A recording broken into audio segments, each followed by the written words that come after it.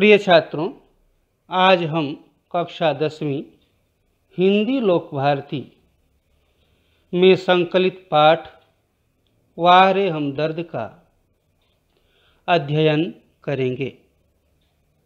यह पाठ एक हास्य व्यंग्य रचना है।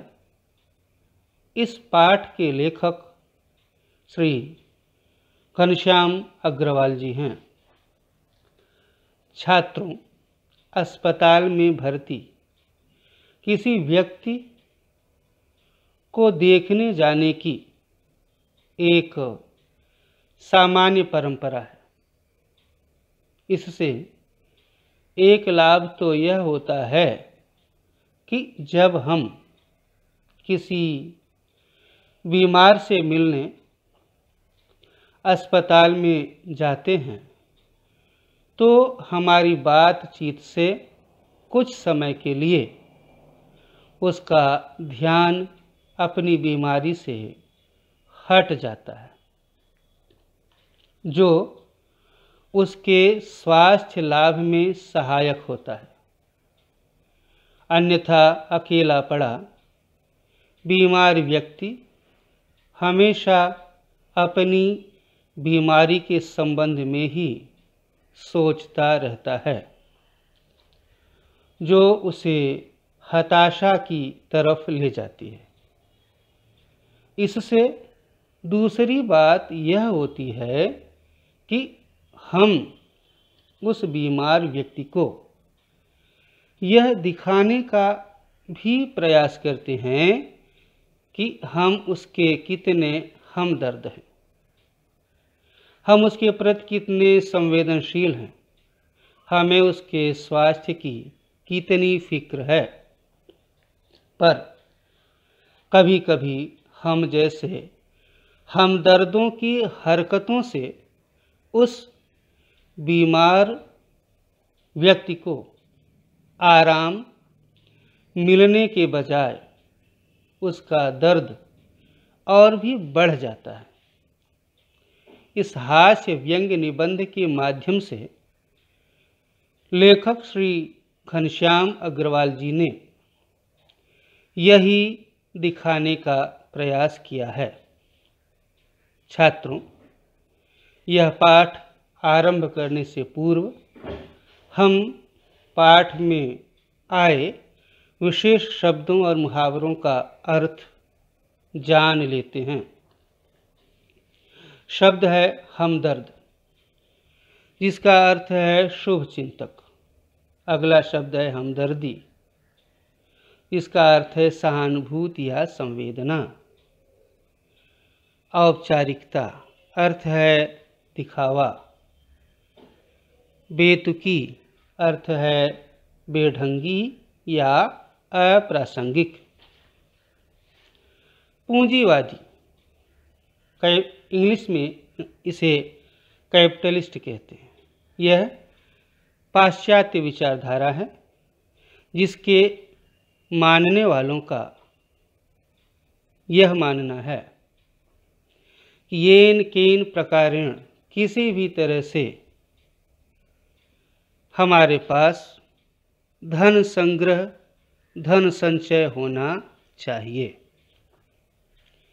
अधिक से अधिक धन जमा करना इस व्यवस्था का उद्देश्य होता है। समाजवादी अर्थ है, इंग्लिश में इसे सोशलिस्ट कहते हैं। इस विचारधारा के अनुयायियों का ऐसा मानना है कि प्रकृति प्रदत्त संसाधनों पर प्रत्येक मनुष्य का समान अधिकार है और वह उसे प्राप्त होना चाहिए। मुहावरे हैं, टांग अड़ाना अर्थ है बाधा डालना। कांप उठना, जिसका अर्थ है भयभीत होना। छात्रों, एक बार हम फिर से पाठ के शीर्षक के बारे में जान लेते हैं। शीर्षक है वाह रे हमदर्द, जिसमें लेखक ने उन हमदर्दों पर व्यंग्य किया है जो आते तो हैं हमारा दर्द बांटने के लिए, पर जाते जाते हमें और दर्द दे जाते हैं। छात्रों, अब हम पाठ को पढ़ते हुए उसका सरल अर्थ, भाव और उद्देश्य समझने का प्रयास करेंगे। उस दिन जब मैं पूंजीवादी और समाजवादी, बताया कि पूंजीवादी और समाजवादी दुनिया की ये दोनों विचारधाराएं एक दूसरे की धुर विरोधी विचारधाराएं हैं। अर्थव्यवस्था पर भाषण सुनकर आ रहा था तो सामने से एक कार आ रही थी। यहाँ पर कार को पूंजीवादी व्यवस्था के प्रतीक के रूप में प्रस्तुत किया गया है। भाषण के प्रभाव से मेरी साइकिल, यहाँ साइकिल को समाजवादी व्यवस्था का प्रतीक माना गया है, को अधिक जोश आया या कार को अधिक गुस्सा आया, यह मैं निश्चित रूप से नहीं कह सकता, किंतु मेरी साइकिल और वह कार जब करीब आए तो दो विरोधियों की तरह एक दूसरे को घृणा की नज़रों से देखते हुए आपस में जा भिड़े। मैंने खामखा अर्थात बेवजह, निरुद्देश्य, बेमतलब पूंजीवादी और समाजवादी व्यवस्था के झगड़े में टांग अड़ाई। फलस्वरूप मेरी टांग टूट गई। दुर्घटना के बाद आज भी इंसानियत कायम है, यह सिद्ध करने के लिए कुछ लोग मेरी तरफ दौड़े। किस लिए? मेरी मदद करने के लिए, सहायता करने के लिए। यहाँ लोगों में लेखक का यह बताना है कि ऐसा करने वालों में सचमुच मदद की भावना कम और दिखावे की भावना अधिक होती है। आंखें खुली तो मैंने अपने आप को एक बिस्तर पर पाया। इर्द गिर्द कुछ परिचित अपरिचित, इर्द गिर्द मतलब आसपास चारों तरफ कुछ परिचित अपरिचित चेहरे खड़े थे। आंखें खुलते ही उनके चेहरों पर उत्सुकता की लहर दौड़ गई। उत्सुकता अर्थात जिज्ञासा। मैंने कराहते हुए पूछा, मैं कहाँ हूँ? आप सार्वजनिक अस्पताल के प्राइवेट वार्ड में हैं। क्या बताया गया कि अस्पताल तो सार्वजनिक है, सामान्य रूप में जिसे आप सरकारी अस्पताल कह सकते हैं, लेकिन वार्ड प्राइवेट है, अर्थात सरकारी अस्पताल के प्राइवेट वार्ड में, जहां इन्हें कुछ विशेष सुविधाएं मिल जाती हैं या मिल सकेंगी। और क्या बताया गया? आपका एक्सीडेंट हो गया था, सिर्फ पैर में फ्रैक्चर हुआ है। अर्थात बताने वाले का शायद ऐसा इरादा था, ऐसी मंशा थी उसकी कि जैसे कुछ कम ही हुआ, होना तो और कुछ चाहिए था। अब घबराने की कोई बात नहीं है। एक चेहरा इतनी जल्दी से जवाब देता है, लगता है मेरे होश आने तक वह इसीलिए रुका था। अब मैं अपनी टांगों की ओर देखता हूँ। मेरी एक टांग अपनी जगह पर सही सलामत थी और दूसरी टांग रेत की थैली के सहारे एक स्टैंड पर लटक रही थी। मेरे दिमाग में एक नए मुहावरे का जन्म हुआ। टांग का टूटना यानी सार्वजनिक अस्पताल में कुछ दिन रहना। सार्वजनिक अस्पताल का ख्याल आते ही मैं कांप उठा, डर गया। क्यों? कि सार्वजनिक अस्पतालों या सरकारी अस्पतालों के संबंध में आम लोगों की धारणा बहुत अच्छी नहीं है। लोगों की ऐसी धारणा है, ऐसा मानना है कि वहाँ पर बीमार व्यक्ति का उपचार, इलाज अच्छी तरह से हो नहीं पाता। अस्पताल वैसे ही एक खतरनाक शब्द होता है,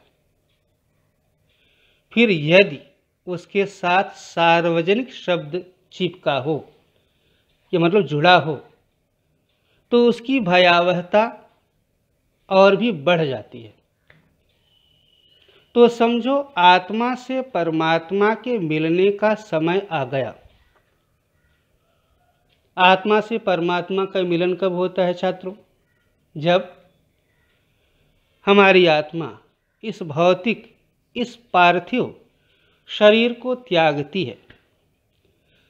साधारण शब्दों में कहें कि जब हमारी मृत्यु होती है, तब आत्मा इस शरीर को छोड़कर परमात्मा में विलीन हो जाती है।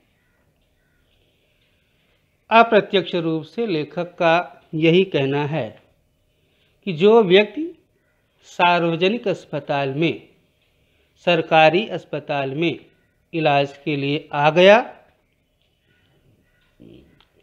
समझिए उसकी जीवन लीला अब समाप्त ही होने वाली है।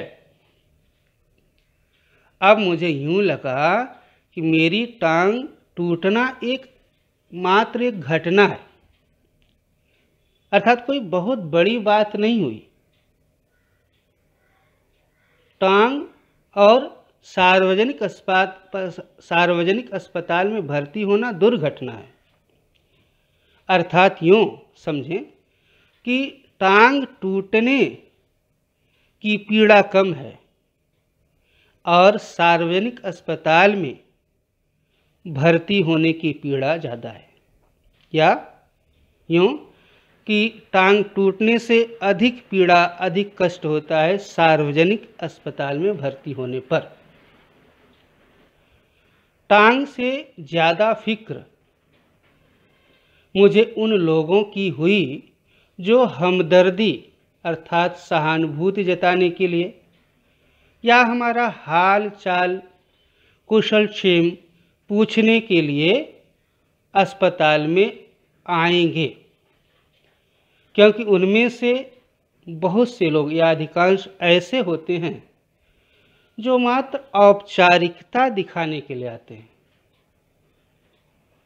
हमारे प्रति उनके मन में विशेष हमदर्दी नहीं होती।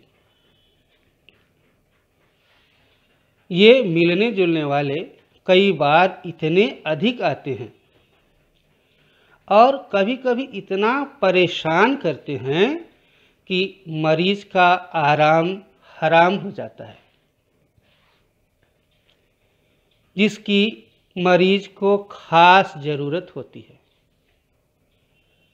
जनरल वार्ड का तो एक नियम होता है। क्या नियम है? कि वहाँ मिलने वालों के लिए एक निर्धारित समय है और उतने समय में कुछ निश्चित संख्या में ही लोग जा सकते हैं।